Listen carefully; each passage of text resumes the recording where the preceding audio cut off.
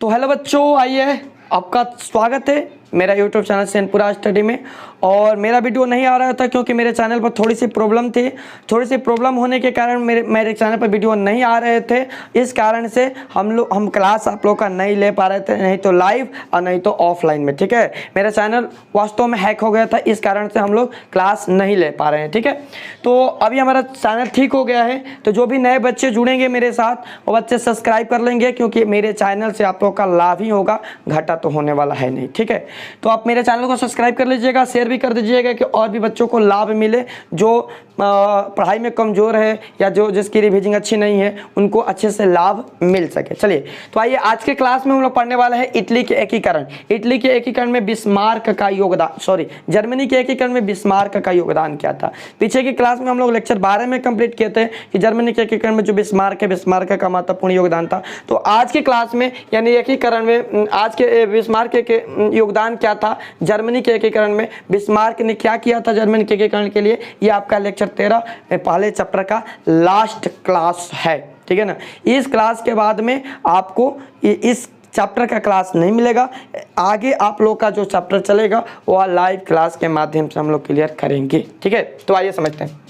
Frederick William था वहाँ के पुराने राजा, और उनके फ्रेडरिक विलियम चतुर्थ, उनके मृत्यु के बाद वहाँ का नया राजा विलियम प्रथम बना। कौन सा बना? विलियम प्रथम। ठीक है, यह राष्ट्रवादी था। ठीक है, यह राष्ट्रवादी था, राष्ट्रवाद में विश्वास रखता था। कौन? विलियम प्रथम। ठीक है, यह प्रसा के नेतृत्व में जर्मनी के एकीकरण करना चाहता था, क्योंकि प्रसा जो था, ध्यान समझिएगा, इटली के एकीकरण में महत्वपूर्ण भूमिका निभाया था। तो इसका मानना था कि भाई प्रसा के जो जर्मनी के एकीकरण है वो प्रसा के नेतृत्व में ही होगा, तो अच्छा रहेगा, जल्दी से हो जाएगा। ठीक है, विलियम प्रथम को पता था कि जब तक ऑस्ट्रिया और फ्रांस को पराजित नहीं किया जाएगा, जब तक ऑस्ट्रिया और फ्रांस को हराया नहीं जाएगा, तब तक उस पर कब्जा करना मुश्किल बात है, उसको पराजित करना मुश्किल बात है, यानी एकीकरण करना संभव नहीं है। यानी कि जब तक वो हारेगा नहीं तब तक एकीकरण संभव नहीं है। ठीक है, बिस्मार्क।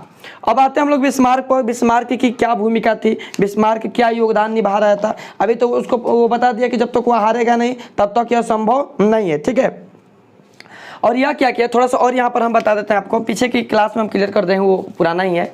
यह क्या किया कि जो विलियम प्रथम था, यह प्रसा को जबरदस्ती, प्रसा पर बोला कि प्रसा को शामिल किया जाएगा युद्ध में, तभी ना जीत पाएंगे हम लोग। तो प्रसा को गए, अपने सैन्य शक्ति को भेजे, जाओ प्रसा कर लेकर आओ, नहीं मानेगा तो आप उस पर आक्रमण कर देना, जबरदस्ती लाना चाहा। भाई किसी को जाकर अच्छे से बोलेंगे हम लोग कि चलिए आपकी ज़रूरत है, हमें हमारा हेल्प कीजिए, तो उसके मन में आएगा तो आ जाएगा भाई, थोड़ा सा अच्छा लगेगा।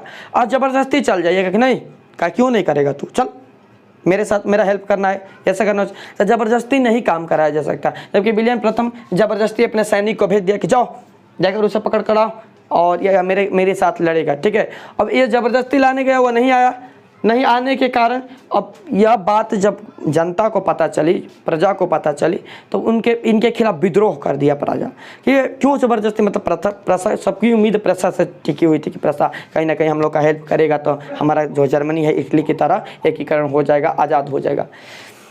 अब यहाँ पर क्या हो गया कि ये प्रसा से दुश्मनी कर बैठे, हो गया यहाँ पर प्रॉब्लम।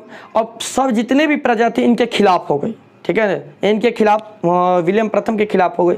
विलियम प्रथम ने क्या किया कि अपनी बुद्धि और दिमाग से बिस्मार्क को अपना प्रधानमंत्री नियुक्त किया। अब बिस्मार्क ने जैसे तैसे करके ये सारे भूमिकाओं को, सारे पहलुओं को जो कि उठा था प्रसा के खिलाफ, सारे चीज़ को दबा दिया। बिस्मार्क जो काफ़ी ज़्यादा बुद्धिमान था, अभी बिस्मार्क के बारे में हम लोग पढ़ेंगे तो जानेंगे ही। बिस्मार्क इतना बुद्धिमान था कि देखिए कैसे खेल खेलता है ये राजनीतिक, काउंट काबूर से तो बिल्कुल कम नहीं था, उससे भी ज़्यादा यह था। ठीक है, कौन? बिस्मार्क। ठीक है, यह कैसे खेल खेलता है, कैसे सबको ऐसे मूर्ख बनाता है और कैसे अपना काम निकलवाता है, अभी आगे की क्लास में हम लोग समझेंगे। ठीक है ना, ऐसी तरह बिस्मार्क वहाँ का चांसलर बना, प्रधानमंत्री बना, सारे चीज़ को दबा दिया। ठीक है, अब हम बिस्मार्क के बारे में थोड़ा सा समझ लेते हैं। इसका जन्म 1812 में हुआ था ब्रैंडर्सबर्ग में, ब्रैंडनबर्ग, याद रखिएगा, 1812 में ब्रैंडनबर्ग में इसका जन्म हुआ था। और यह प्रख्यात राष्ट्रवादी और कूटनीतिज्ञ था। माने प्रख्यात मतलब का, पहले से ही राष्ट्रवाद के लिए और कूटनीतिक की राजनीति के लिए प्रसिद्ध था, फेमस था। ठीक है, कौन सा? बिस्मार्क पहले से ही प्रसिद्ध था, किसके लिए? तो राष्ट्रवाद के लिए और कूटनीतिकवाद के लिए पहले से ही फेमस था। यह जर्मनी के एकीकरण के लिए वह किसी भी कदम को अनुचित नहीं समझता था। मतलब इसका मानना था कि जर्मनी का एकीकरण करना है तो कोई भी कदम उठाओ, कैसे भी करो, कोई गलत नहीं है, सब सही है। जो जर्मनी के एकीकरण के पक्ष में है वह सब कदम सही है, कोई भी कदम गलत नहीं है जो जर्मनी के एकीकरण के पक्ष में है। यह जर्मन राष्ट्रवादी के सभी समूह, जर्मन राष्ट्रवादी के जितने भी समूह तो वहाँ पर ग्रुप बनाए गए थे, जो नियम कानून बनाए गए थे, जैसे उदारवादी राष्ट्रवादी, कट्टर विरोधी राष्ट्रवादी, इन सब से क्या किया, संपर्क किया। ठीक है, इन सब से संपर्क किया, अपना प्रभाव लाना चाहे, इन सब से संपर्क करके उन पर अपना प्रभाव, अपना अधिकार जमाना चाहे कि मैं भी इनका सदस्य बनकर लड़ने के लिए। ठीक है ना, ध्यान समझिएगा, संपर्क स्थापित कर उन्हें उन पर अपना प्रभाव लाना चाहे। कौन? बिस्मार्क, बहुत काफ़ी ज़्यादा बुद्धिमान था ये, ध्यान से समझिएगा, ये बहुत बड़े बड़े जर्मनी के लिए काम करने वाला है आगे। ठीक है, यह ऑस्ट्रो प्रसा की संधि 1830 की विरोध किया। अब इसी बीच में क्या हुई कि इसी बीच में अब ऑस्ट्रिया को भी पता था, क्योंकि प्रसा जो पहले छोटा था, आपको याद होगा कि कैसे आकर मरा कि इटली के एकीकरण हो ही नहीं रहा था, एक के हाल में मरा कि इटली के एकीकरण कंप्लीट कर दिया, जबकि इटली के एकीकरण करने भी नहीं आया था, वो इटली के एकीकरण की योजना भी नहीं बनाया था, वो अपने काम के लिए इटली का एकीकरण गलती से कर दिया। ठीक है, इतने छोटा सा होने के बाद में अब कहीं ना कहीं ऑस्ट्रिया के दिमाग में थी, वहाँ से हमें यह लड़कर खेदा था। ठीक है, कैसे भी करके उससे संधि कर लिया जाए, उससे मित्रता कर लिया जाए। ठीक है, बताइए, देखिए इतने बड़े दुश्मन जो कि इटली में लड़ चुके हैं, फ्रांस के साथ युद्ध हुआ इनके साथ, इटली के हम पढ़ाए थे आप लोगों को। देखिए, जब इतने बड़े दुश्मन जब आपस में मिल सकते हैं, लड़ सकते हैं, और हम लोगों के बीच में क्या होता है कि हम हमारे या अपने बीच में किसी दो दोस्त के बीच में झगड़ा होता है, झंझट होता है, तो काफ़ी बड़ी लंबी दुश्मनी चली जाती है, वो उसका एकीकरण होता ही नहीं है। बताओ क्यों? क्योंकि इनके पास था ना कि इनकी दुश्मनी व्यक्तियों से नहीं थी, इनकी दुश्मनी क्षेत्र से थी, इनकी दुश्मनी जो क्षेत्रीय समस्या थी उनसे थी। उस कारण से ये लोग ना जल्दी से जिसमें इनको फ़ायदा मिले अपना फ़ायदा निकालने के लिए काम कर लिया करते थे। ऐसे भी होता है मित्रता में, फ़ायदा निकालने के लिए फिर से चालू हो गया, सारे चीज़ सही हो गया। ठीक है, कैसे भी हुआ ना। तो देखिए इन्हीं बीच में क्या हुआ कि ये चाहता था, कौन सा, विलियम प्रथम चाहता था कि प्रसा इनके ओर से लड़े। ठीक है, इनके ओर से लड़कर जर्मनी का एकीकरण संभव कर लिया जाए। जबकि ये ऑस्ट्रिया को जब ये खबर पता चली, ऑस्ट्रिया भी देखिए काफ़ी ज़्यादा चन्हाक था यहाँ पर ऑस्ट्रिया। जब ऑस्ट्रिया को ये खबर पता चली कि ऐसे विलियम प्रथम सोच रहा है कि मतलब कि बिस्मार्क सोच रहा है कि आकर प्रसा जो हम लोग की ओर से लड़ जाए, हम लोग में मिल जाए, तो यह क्या किया कि ये समझ गया कि भाई प्रसा मिलेगा तो काफ़ी ज़्यादा मजबूत हो जाएंगे। ठीक है ना, उसी तरह या मतलब किसके जैसा है भाई, तो प्रसा एक तरीके से बन गया था महाभारत के बर्बरी के जैसा। ठीक है, जिधर जाएगा वह युद्ध जीत जाएगा। ठीक है, तो इसी तरह ये प्रसा जो था बन गया था। और अब यहाँ पर ऑस्ट्रिया क्या किया कि सोचा, ओहो ऐसा किया जाए कि संधि कर लिया जाए, किससे, प्रसा से हम लोग संधि कर लेते हैं, मित्रता कर लेते हैं। प्रसा से संधि या मित्रता होगी हम लोग का, जो ही संधि हो जाएगी बस तो विलियम प्रथम बिस्मार्क की कमर ही टूट जाएगी। तो ये 1830 में ऑस्ट्रो प्रसा की संधि हुई, ऑस्ट्रिया और प्रसा की संधि हुई 1830 में, और जिसका जमकर विरोध किया कौन, बिस्मार्क, जमकर विरोध किया कि नहीं ये गलत है, ये नहीं होना चाहिए, इधर से उधर से। ऑस्ट्रिया कुछ इधर का बात उधर करके मार दिया था कि लो संधि कर लेते हैं हम लोग। ठीक है, इसका कुछ बुराई कर दिया होगा और क्या, यही नो। जिसका विरोध किया जमकर कौन सा, बिस्मार्क किया। और 1848 में फ्रैंकफर्ट संसद में भाग लिया। फ्रैंकफर्ट के जो संसद था, आपको बताया पीछे पढ़ा चुका है कि फ्रैंकफर्ट के संसद क्या है कैसे है, तो उसमें 1848 में यह भाग ले लिया। अब बाद में सेंट पीटर्सबर्ग और पेरिस के राजदूत बन गया। प्रधानमंत्री पद था, अब प्रधानमंत्री क्या किया, सेटवर्स और फिर पीटर्सबर्ग के राजदूत बनकर उभरा, निकला यहाँ का राजदूत बनकर। राजदूत का सबसे ज़्यादा पावर होता है, मतलब राजदूत कैसे कहते हैं, जैसे कि मान लीजिए कि भारत का कोई राजदूत जाकर अमेरिका में रहेगा, तो हमारा जो खबर जाएगा वो उस राजदूत को हम देंगे कि भाई या भारत की ये समस्या है, और राजदूत क्या करेगा, वहाँ के संविधान में वहाँ की जो सरकार है वहाँ पर पेश करेगा। राजदूत का यही काम होता है, तो ये राजदूत बन गया, मतलब क्या, एक देश की बात दूसरे देश पहुँचाने वाला। ठीक है, 1862 में प्रसा का प्रधानमंत्री बना, और अंततः राजदूत के बाद में प्रसा का प्रधानमंत्री 1862 में बने। जो प्रसा ऑस्ट्रिया से मित्रता कर रहा था, देखिए इसका दिमाग देखिए, जो प्रसा जो है ऑस्ट्रिया से मित्रता करने वाला था, मित्रता कर रहा था, या उसमें अपना कूटनीतिज्ञ लगाया और ऐसा चक्कर में डाला कि पहले तो राजदूत बना, अब बाद में वहाँ का प्रधानमंत्री बन गया। अब प्रधानमंत्री बनते क्या हुआ, सारे प्रसा जो है इसके कब्जा में। अपना हिसाब से चलाएगा, ठीक है। ऑस्ट्रेलिया से युद्ध करेगा, संधि करेगा, नहीं करेगा। देखिए संधि करेगा, अभी आगे चलकर अपने फायदा के लिए समझते हैं हम लोग। इसके विचार क्या थे भाई, क्या सोचता था अपने मन में बिस्मार्क? इसका सोचना था कि जर्मनी की जो समस्या है, जो जर्मनी के एकीकरण की समस्या है, इसका समाधान वैधिक भाषणों में नहीं, आदर्शवाद में नहीं। कहते कि जर्मनी की जो समस्या है, ताकि भाषण दे नहीं, जर्मनी आज़ाद होना चाहिए, ऐसा होना चाहिए, जर्मनी में ये होना चाहिए, ये करना चाहिए, वो करना चाहिए, भाषण दे दिया लंबा चौड़ा, इससे नहीं होने वाला है कुछ, ठीक है। आदर्शवाद से कुछ भी नहीं होने वाला है, आदर्शवाद निभाते रहिएगा, कुछ नहीं होने वाला है आदर्शवाद से, ठीक है। बहुमत निर्णयों से कुछ नहीं होगा, बहुत सारे निर्णय ले लिए जाएगा, इतने सारे निर्णय ले, ऐसा करना चाहिए, वैसा करना चाहिए, ये करना चाहिए, कुछ नहीं होने वाला है। इसको पता था, किसका? बिस्मार्क को ये अच्छे से पता था। वरन प्रसा के नेतृत्व में वह रक्त एवं लौह की नीति से होगा। इसका मानना था कि कुछ नहीं होगा, सारे भाषण देने से, ये करने से, वह करने से कुछ नहीं होने वाला है, क्योंकि ये सारे क्रिया जर्मनी में पहले हो चुके थे, फिर भी जर्मनी का यहाँ पर खंडित कर दिया गया था, ठीक है। तो इसको पता था कि इन सबों से कुछ नहीं होने वाला है, ये कितना भी अपना करते जाएंगे, इन सब से कुछ नहीं होगा। अंत में क्या होगा भाई? तो अंत में प्रसा के नेतृत्व में, प्रसा हमारे साथी में जो प्रधानमंत्री बन गया था ना, ये प्रसा हमारे समय से, तो प्रसा के नेतृत्व में रक्त एवं लौ की नीति लगाया जाएगा। रक्त एवं लौ की नीति क्या होगा? यानी कि मारो जीतो, मारो जीतो, रक्त एवं लौ की नीति लगेगा और उससे जर्मनी का एकीकरण संभव है, इसका विचार था। तो यहाँ पर एक क्वेश्चन पूछता है कि रक्त एवं लौ की नीति का सम्मेलन किसने किया था? तो बिस्मार्क ने किया था, याद रहेगा ना, ठीक है। पहला काम क्या किया? पहला काम वो प्रसा का प्रधानमंत्री के होने के नाते प्रसा में कुछ बिगड़े हुए चीज़ों को सुधारा, आर्थिक सुधार किया, वहाँ के रुपया पैसे, वहाँ के सिस्टम को सुधारा, ठीक है। और प्रसा में जो स्थिति को मजबूत की, प्रसा को काफ़ी ज़्यादा मजबूत किया। पता था कि प्रसा की स्थिति मजबूत हो जाएगी तो यहाँ की सैन्य शक्ति हमारी सैन्य शक्ति बनेगी।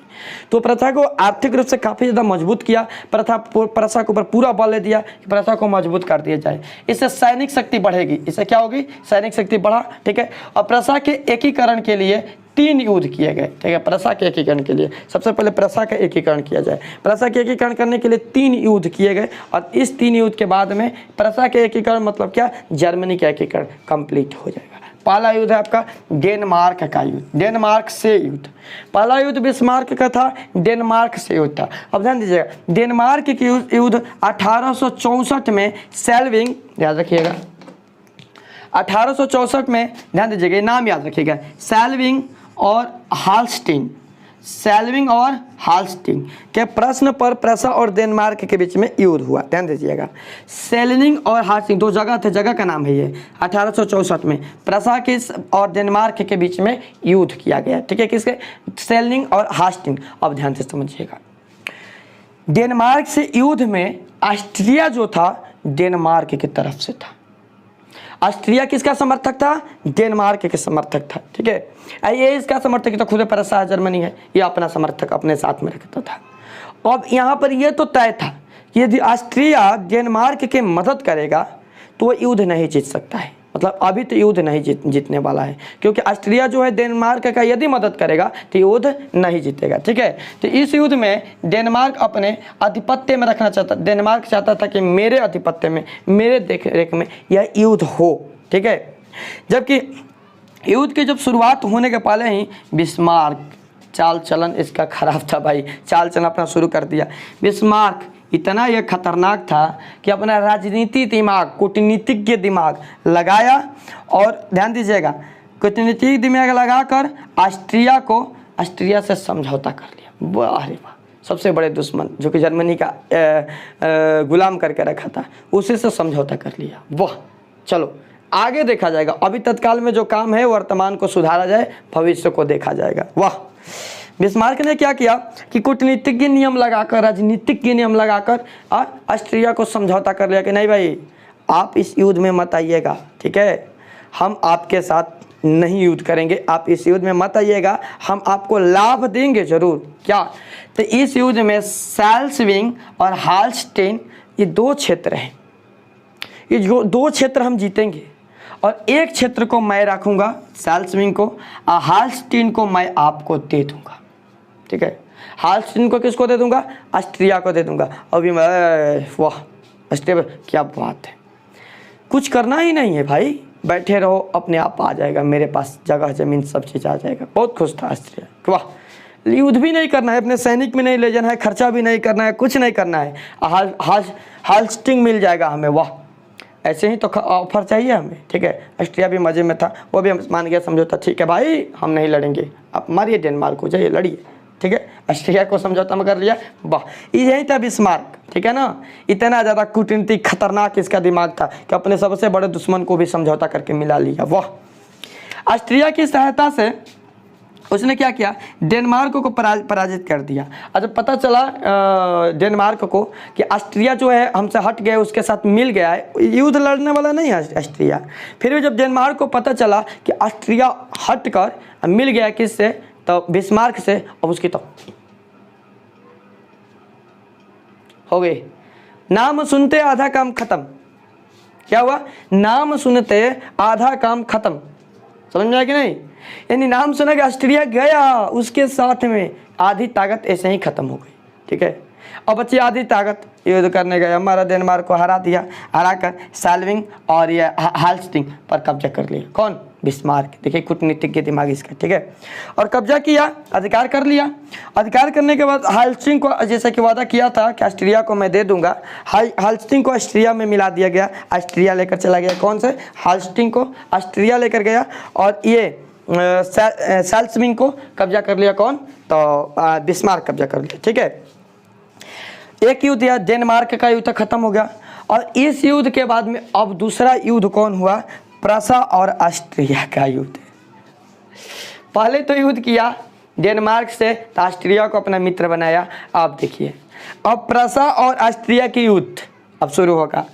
1864 में कौन सा, ये साल्सविंग जीता, हास्टिंग को दे दिया ऑस्ट्रिया को, और अब उसे मित्रता बनाया था ऑस्ट्रिया। अरे मेरे से तो अभी युद्ध नहीं करने वाला है, ठीक है, हम लोग अब आज़ाद रहेंगे। मारा ये 1865 में, चल भाई आजा, तेरे साथ भी युद्ध होगी, किससे, ऑस्ट्रिया के साथ भी युद्ध होगी। प्रसा यहाँ से पहुँच गया ऑस्ट्रिया की तरफ, वाह।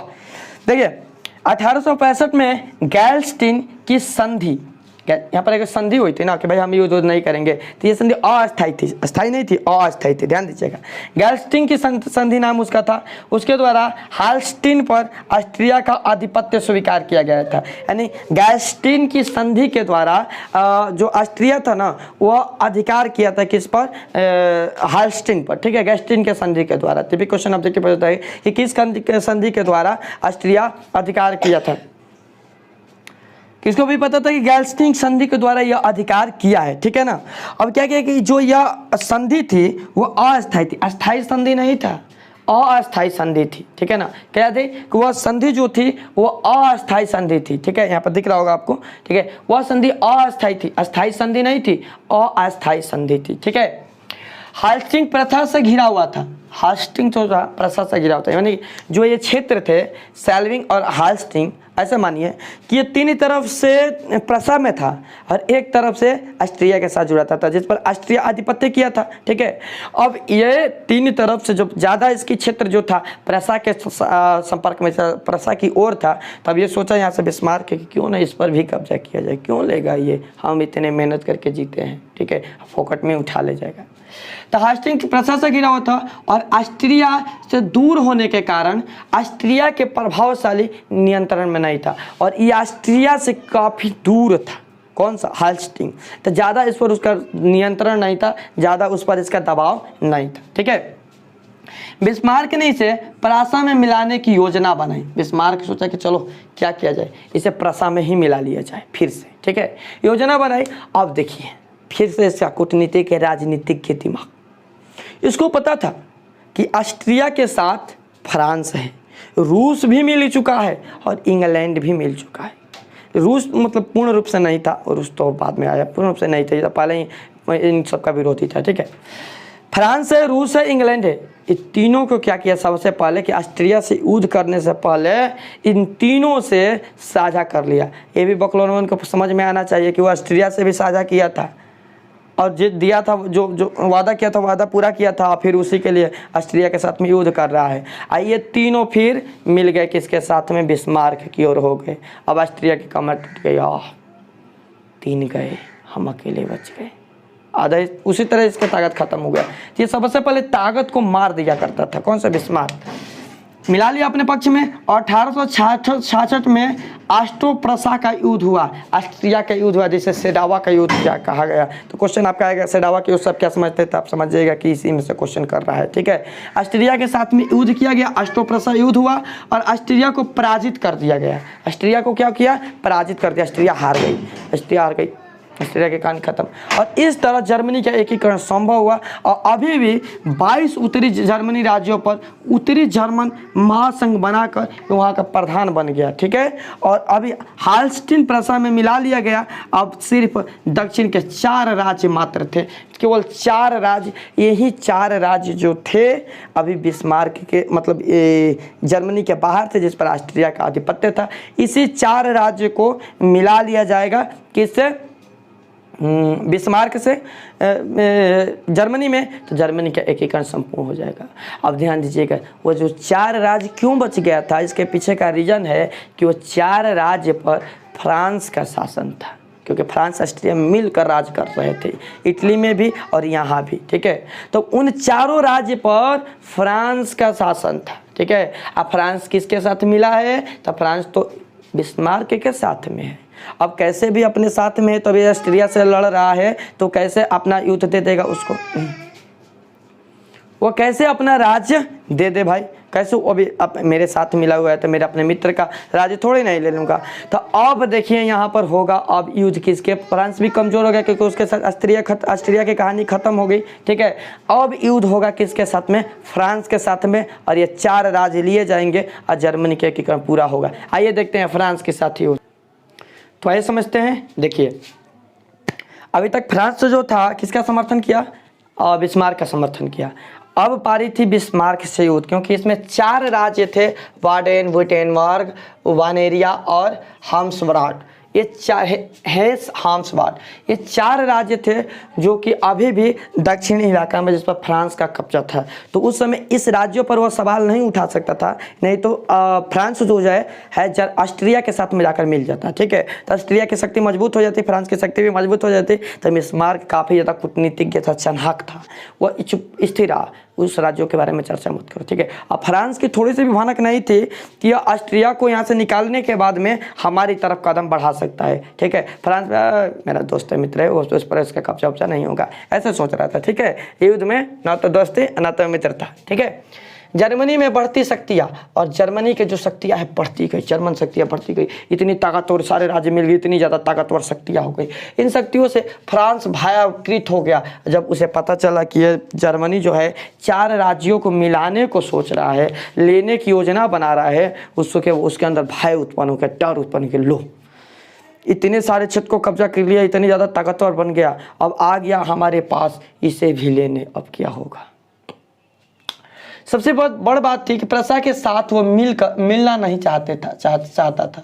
जो जर्मनी था, नेपोलियन, वो नहीं चाहता था कि ये राज्य जो है प्रसा में मिल जाए, क्योंकि इस पर उसका अपना आधिपत्य रखता था। लेकिन बिस्मार्क को यह पता था कि वहाँ की जो जनता है ना, उन जनता के अंदर राष्ट्रवाद की भावना उफान पर है, उफान रही है, क्योंकि वह गुलामी में नहीं रहना चाहते। वो भी चाहते थे कि हमारे अंदर अंदर की राष्ट्रवाद हमारा भी लागू, हम भी आज़ाद हो जाएं। उनके अंदर राष्ट्रवाद की भावना उफान रही है। मतलब क्या? यदि हम राष्ट्रवाद के प्रस्ताव लेकर जाएंगे तो वहाँ के नागरिक जो है हमारा साथ देंगे। यही तो बिस्मार्क चाहता था, ठीक है। फन पे, और युद्ध के भय से ही, डर से ही वह राज्य प्रसा में मिल जाएंगे। आइए चले प्रसा में मिल जाते हैं, एक हो जाएंगे, ठीक है। यह बिस्मार्क को पता था पहले से ही। जर्मन एकीकरण के लिए वह फ्रांस से युद्ध करना आवश्यक था, यानी जर्मनी के पूर्ण एकीकरण के लिए फ्रांस से युद्ध करना अति आवश्यक था, ना चाहते हुए भी युद्ध करना पड़ा, ठीक है। स्पेन के उत्तराधिकारी, और इसी बीच में तब तक क्या हुआ कि इसी बीच में खबर आया कि वो हो गया गड़बड़। इसी बीच में खबर आया कि स्पेन के जो उत्तराधिकारी है प्रसा के ही एक राजकुमार बन गए हैं। वाह, लो, हो गया दहले पनहला।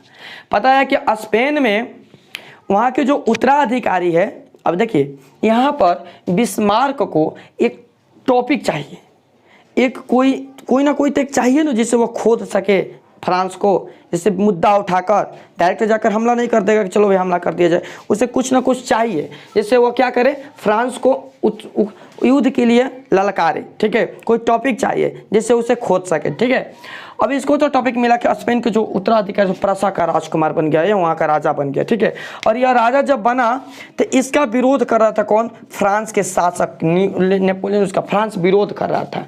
अब मिल गई बिस्मार्क को, अब यहाँ पर टॉपिक मिलता है कि चलो भाई हाँ आगे हमारा काम हो गया, एक मिला। बिस्मार्क ने गद्दी पर प्रश्न उठाए, क्यों राजा कहीं के भी बन सकता है, ऐसा प्रश्न उठाए, ठीक है। और राष्ट्रवाद का समर्थन किया, वहाँ के लोग भी समर्थन किए। इस तरह फ्रांस को भड़काया, काफ़ी ज़्यादा फ्रांस को भड़काया कि तू युद्ध के लिए तैयार हो जा, युद्ध के लिए आ जाए, ठीक है। फ्रांस को काफ़ी ज़्यादा भड़काया, युद्ध कर लिया जाए, ठीक है।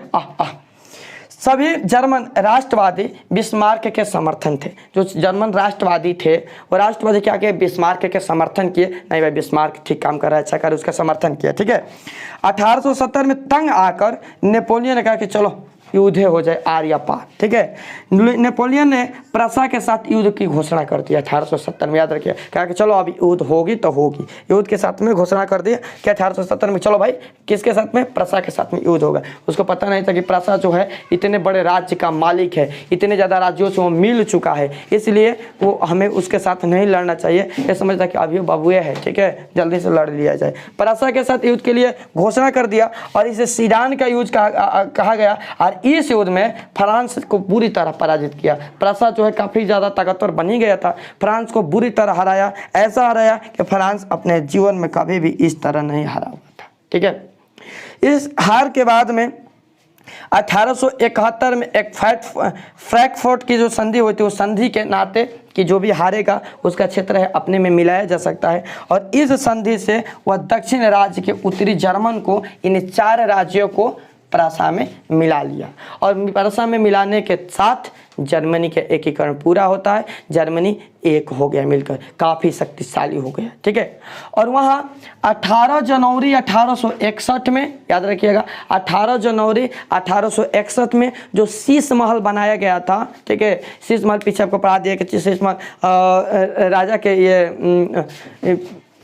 राजा के मान के लिए शीश महल निर्माण किया गया था। तो उसी शीश महल में बिस्मार्क और अन्य सैनिक सबके नेतृत्व में विलियम प्रथम को वहाँ की सम्राट यानी कि काइजर, वहाँ की सम्राट यानी कि काइजर घोषित कर दिया गया। और बाकी जो नक्शा थे, जो जर्मनी के एकीकरण, जर्मनी के खंडित कर दिए गए थे, अलग अलग क्षेत्र में बांट दिए गए थे, उन नक्शा को भी सुधारा गया, एक किया गया और नए नक्शा का निर्माण किया गया। इस तरह हमारा जर्मनी का एकीकरण भी पूरा होता है।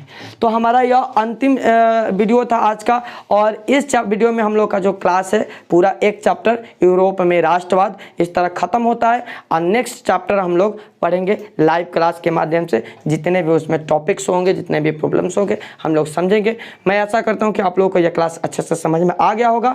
तो चलिए, सभी जो भी बच्चा नया होगा और पीछे की क्लास नहीं देखा होगा तो सबका लिंक आपको आई बटन और डिस्क्रिप्शन में मिल जाएंगे, वहाँ से आप लोग देख लीजिएगा। और हम लोग मिलते हैं नेक्स्ट क्लास में कोई नए टॉपिक के साथ में।